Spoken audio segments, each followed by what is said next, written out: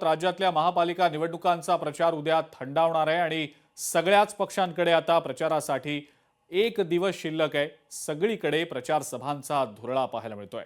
काल शिवाजी पार्कमध्ये ठाकरे बंधूंची तोफ धडाडल्यानंतर आता ठाकरेंच्या बालेकिल्ल्यामध्ये महायुतीची सभा पार पडणार आहे। शिवाजी पार्कमध्ये आज संध्याकाळी थोड्याच वेळात शिंदे आणि फडणवीसांची सभा सुरू होईल, तर ठाण्यातल्या गडकरी रंगायतन जवळ ठाकरे बंधूंच्या सभेचं आयोजन करण्यात आलेलं आहे। ठाकरे बंधूंनी काल केलेल्या घणाघाती टीकेनंतर त्याच शिवाजी पार्कमध्ये शिंदे फडणवीस या टीकेचा कसा समाचार घेणार याकडे आता सर्वांचंच लक्ष असेल। मुंबईमध्ये महायुतीची सभा होतीये, तर ठाण्यामध्ये ठाकरे बंधूंची सभा होतीये आणि ठाकरे बंधूंच्या या सभेकडे सुद्धा सगळ्यांचंच लक्ष असेल।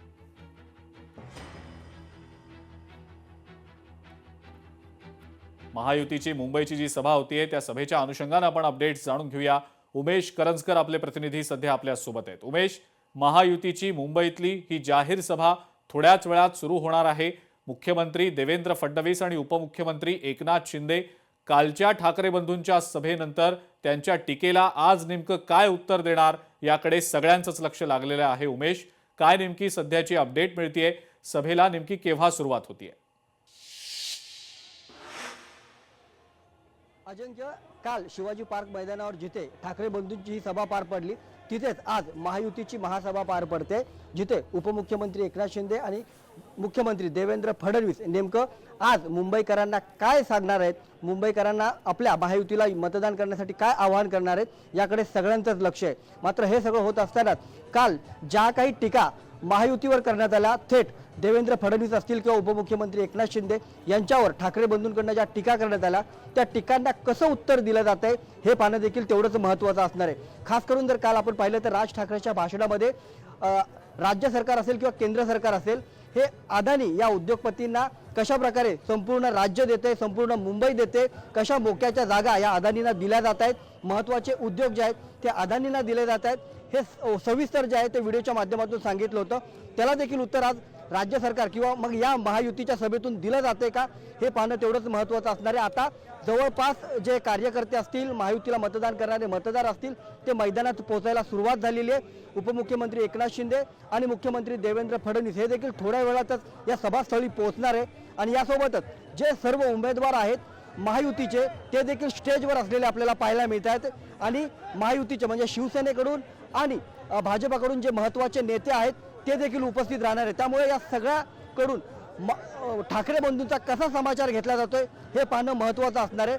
काल ज्यावेळेस भाषणं सुरुवात झालेली आहेत राज ठाकरे आणि उद्धव ठाकरेंची, त्यावेळेस त्यांनी राज ठाकरेंनी जी मराठी माणसाला साथ घातली होती, तर तिथेच आपल्या भाषणाची सुरुवात करताना उद्धव ठाकरे यांनी हिंदू मत जे आहेत ते हिंदुत्ववादी जी मत आहेत त्यांना साथ घातली होती।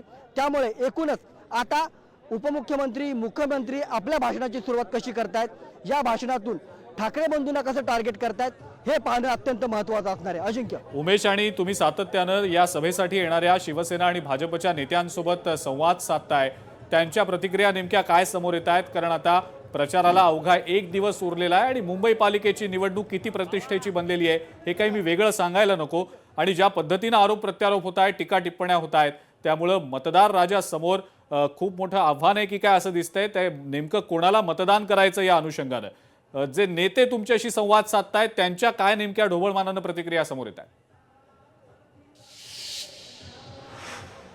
नक्कीच जी प्रतिक्रिया येतात त्यानुसार ठाकरे बंधू केवळ आपल्या अस्तित्वाची लढाई जी आहे ती लढतात। कारण काल स्वतः राज ठाकरे यांनी भाषण करताना ही मराठी माणसाची शेवटची निवडणूक आहे, आता चुकलात तर मुकलात असं म्हणत मराठी लोकांना, मराठी मतदारांना साथ घातली होती।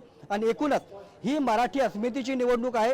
मराठी माणसाची मुंबईवर जी पकड आहे ती जर या निवडणुकीतून ढिली पडली तर ती पुन्हा एकदा मुंबई त्या मराठी माणसाला भेटणार नाही, अशा प्रकारची साथ जी मराठी माणसाला घालण्याचा प्रयत्न केला होता। मात्र ही साथ मराठी माणूस ऐकणार नाही, कारण गेल्या 25 वर्षापासून याच ठाकरे बंधूंकडे किंवा उद्धव ठाकरे यांच्याकडे ही सगळी सत्ता असताना त्यांनी मराठी माणसासाठी काय केलं नाही, मराठी माणूस कसा बाहेर पडला आणि यासाठी ठाकरे बंधू कसे जबाबदार आहेत, उद्धव ठाकरे यांचं सरकार कसं जबाबदार आहे हे सांगण्याचा प्रयत्न जे आहे त्या इथून या नेते मंडळी जी येत आहेत ते करतायत. त्यामुळे या भाषणातून देखील एक रोग जो आहे तो ठाकरे बंधूंच्या विरोधातच असेल आणि मराठी माणूस हा नेमका ठाकरे बंधूंच्या मागे कसा उभा नाही हे सांगण्याचा प्रयत्न आपल्या भाषणातून हे नेते मंडळी करताना दिसतील. उमेश, सभा सुरू व्हायला नेमका किती अवधी अजून शिल्लक आहे? कारण प्रचाराची रणधुमाळी सगळीकडे सुरू आहे आणि सगळे मुख्य नेते सतत गेले काही दिवस प्रचार करतायत. मात्र ही महत्वाची सभा मुंबईतली महायुतीची, सभेला सुरुवात नेमकी केव्हा होऊ शकेल त्याबद्दलची काय अपडेट आहे? शिवसेनेचे काही नेते मंडळी आलेले आहेत, भारतीय जनता पक्षाचे देखील काही नेते मंडळी आले आहेत. जवळपास सर्व जो उमेदवार आहेत ते देखील आलेले आहेत. आता फक्त आतुरता लागले किंवा जी वाट पाहिली जाते ती उपमुख्यमंत्री एकनाथ शिंदे आणि मुख्यमंत्री देवेंद्र फडणवीस लवकरच ते देखील येतील. आता ही सगळं जर परिसर पाहिला तर इथे पोलिसांचा जो चोख बंदोबस्त आहे तो देखील वाढवण्यात आलेला आहे. त्याच्यामुळे थोड्या वेळातच हे दोन्ही महत्त्वाचे नेते इथे पोहोचतील आणि जी सभा आहे ती थोड्या वेळातच सुरू होईल, अशा प्रकारची जे वातावरण इथं आपल्याला पाहायला मिळतंय. ठीक आहे उमेश, या सभेसंदर्भातले अपडेट्स तुमच्याकडनं घेतच राहू, पण तुर्तास आपण जी माहिती दिली त्याबद्दल आभार. मुंबई पालिका निवडणुकीच्या अनुषंगानं महायुतीची जाहीर सभा दादरच्या शिवाजी पार्कमध्ये थोड्याच वेळात सुरू होतीये आणि या सभेसाठी मुख्यमंत्री देवेंद्र फडणवीस, उपमुख्यमंत्री एकनाथ शिंदे हे स्वतः उपस्थित राहणार आहेत, संबोधित करणार आहेत, त्यांची भाषणं होणार आहेत. महापालिका निवडणुकीसाठी कार्यकर्ते आणि उमेदवारांना या दोन्ही नेत्यांकडनं नेमका काय कानमंत्र दिला जाणार आहे, काय नेमकं संबोधित केलं जाणार आहे, या संदर्भात शिवसेनेच्या प्रवक्त्या शायना एनसी यांच्या सोबत आमचे प्रतिनिधी महेश गोहेल यांनी संवाद साधलाय. पाहूया. माझ्याबरोबर बोलण्यासाठी शायना मॅडम आहे, शिवसेनेचे प्रवक्ता शायना मॅडम आहे. मॅडम काय म्हणतील, आज सभा पार पडणार आहे, कशा प्रकारे सभा असेल, काय? महायुतीची एक विशेषता आहे, आमचं वचननामा जे आहे 100% एक कमिटमेंट आहे मुंबईकरसाठी आणि एक फेक नामा नाही. आता तुम्ही बघितलं की टिपा टिप्पणी आणि हे सांगायचं आहे की आम्ही लुंगी पुंगी यांना संपायचं त्यांना संपायचं, पण तुमची भूमिका काय आहे?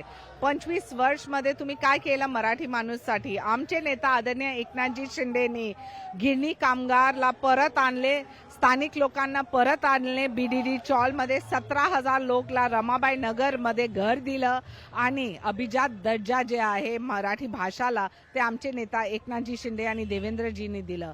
तर ह्याच्यावरती तुम्ही टिप्पणी नाही करत आणि फक्त तुमच्या वोट बँकच्या राजकारण आणि असं नकारात्मक बयानबाजी. 25 वर्ष तुम्ही खड्डेमुक्त मुंबई नाही दिलं.